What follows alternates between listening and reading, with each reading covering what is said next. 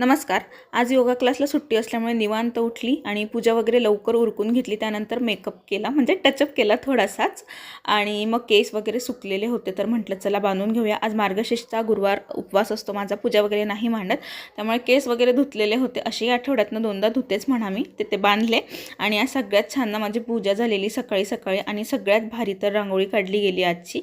उद्या पण नाही करत किंवा पूजा मांडणी नसते, पण गुरुवारची पूजा ही खूप छान वाटते, मनाला प्रसन्न करणारी. आणि दुपारी निधीला इकडे शेंगदाण्याची चटणी आणि पोळी जेवायला दिलेली होती. त्यानंतर मग मी दुपारी पुस्तक वाचते थोडा वेळ, मनशक्ती वाढवा म्हणून. सध्या हे पुस्तक वाचते आहे, तर त्यातलं माझ्या मनात कुजबुज टीका हटाणं म्हणून हे जे एक टॉपिक आहे मला प्रचंड आवडतं आहे. दुसऱ्यांदा वाचते आहे मी.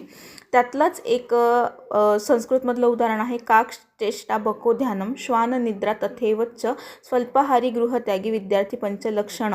खूप सुंदर उदाहरण आहे. याच्याबद्दल डिटेल मी माझ्या व्लॉगमध्ये सांगेल.